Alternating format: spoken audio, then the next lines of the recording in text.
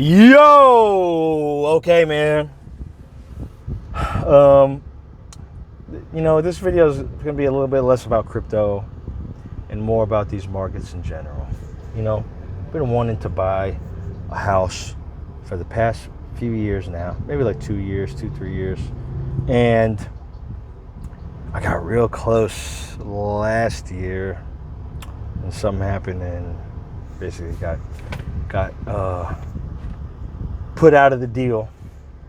Anyway, I was kind of FOMOing in. I was kind of buying because I just wanted to buy, and I was thinking about all of the emotional benefits of me in my family being in a new property. It was a 6-acre property, a couple of houses on it and whatnot.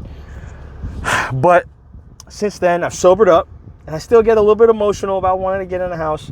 But I figure, we've been in a bull run for the housing market basically from 2010, right? 2010, 2011, all the way up to now. It's due for a steep correction. And we waited this long, bro. We waited this long. You might as well wait some more. And I'm only really doing this video about housing. Not that I'm some real estate guru, but I've been watching a ton of videos the last couple of years about the real estate market. And it seems like it's just never-endingly going to go up. That's what it seems like. But we're nearing the end, right? It's getting too crazy out there. Interest rates just went up once again, which is insane, right? And then two is that there's just not a lot of inventory on the market. And the reason why there's not a lot of inventory in the market is because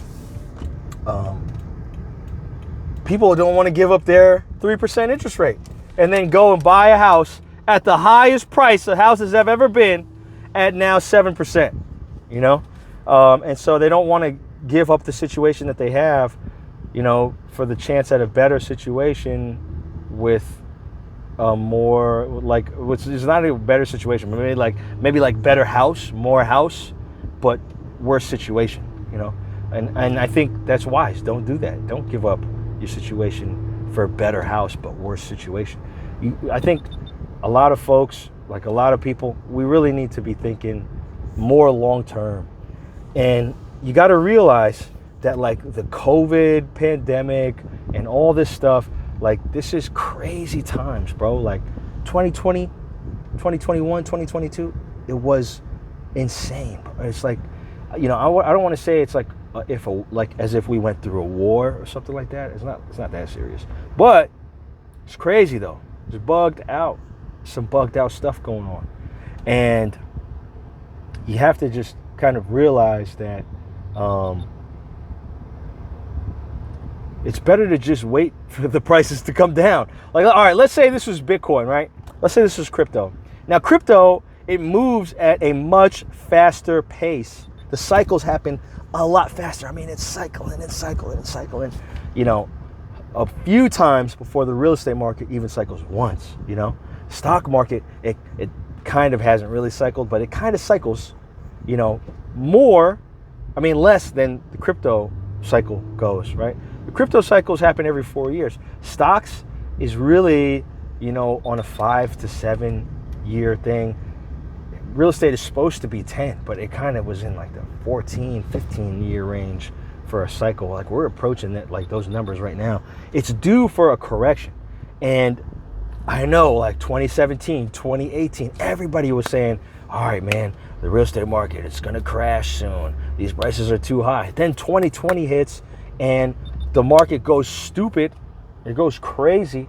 And everybody's still like, oh man, it should crash now. 2021 hits, it goes even crazier. You know what I mean? And it's like, oh man, it needs to really crash this time. 2023 hits, you know what I mean? And it's like, oh my God, you know what I mean? This thing is never gonna crash. And that's when it's gonna crash, right?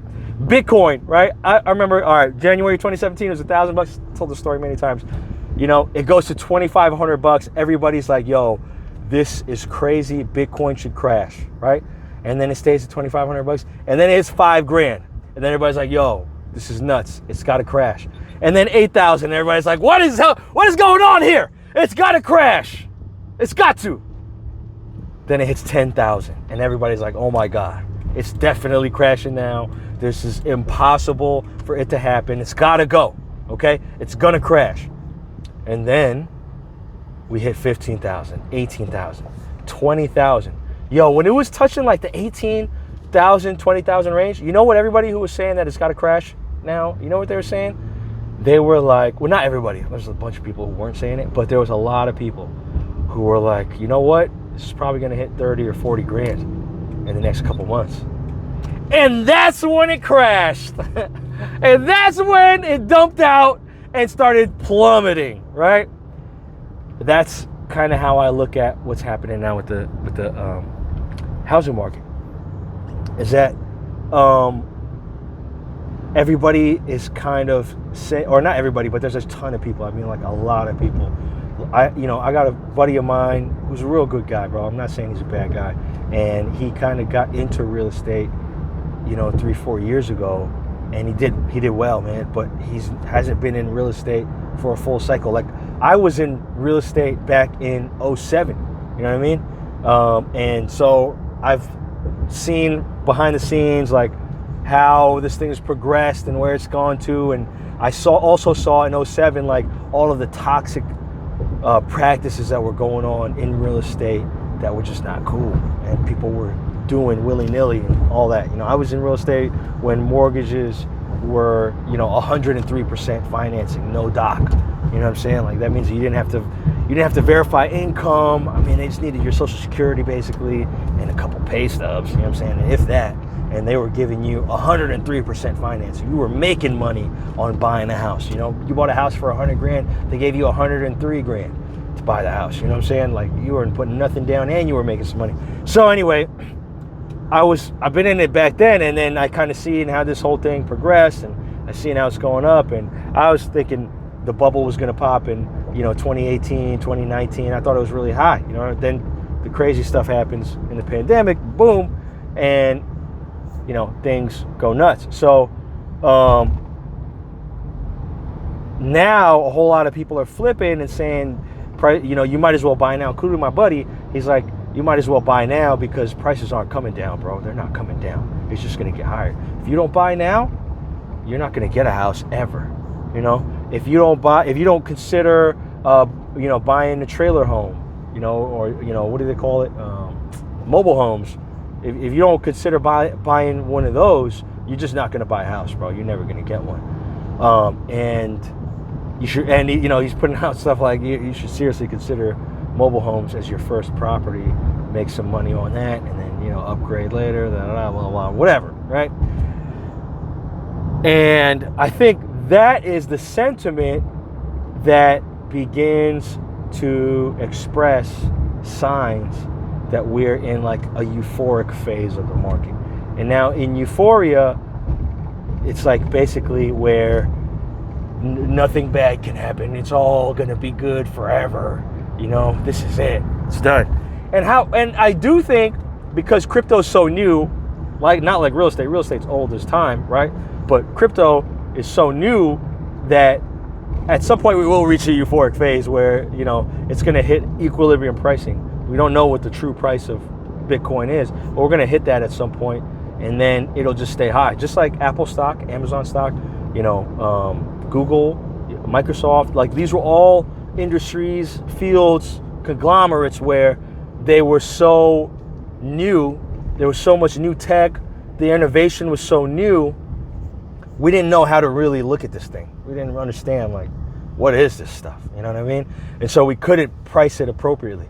A lot of people didn't think Facebook was going to be a multi-billion-dollar, company. They didn't think that they'd have the kind of money where you could buy WhatsApp for $19.5 billion. You know what I'm saying? Because it's so new. That's the thing with new stuff, right? It takes a while to adopt, but if it's really innovative, I mean, if it's like paradigm-shattering innovation, then what it does is it blasts off crazy high and then teeters off at the high mark and then just slowly, goes up and down, up and down, up and down. Very minor. So it like starts off all the way down here, whoop, and it starts off at plateaus and whoop, and then plateaus again, and then it just goes whop, and then it just stays there. And I think, you know, that's what we're going to see with crypto. And I, you know, sorry, I went off on a little tangent there. That was kind of weird. But that's what we're going to see with crypto. I think eventually, we're not there yet. I don't know when it's going to happen, but eventually something like that is probably going to happen with crypto. And that's what makes it a very sound long-term investment. But with real estate is so old. It's not an innovative market. You know, you're not finding a ton of innovation. You know, you got like smart locks and smart homes, and you got, you know, solar roofs and zero emission housing and all this cool stuff like that. That's cool. It's cute. But it's not really like, this is going to change the way we live in houses forever. Like, nah, bro, it's not like that. Like, nothing is coming down the pipe like that, you know? So,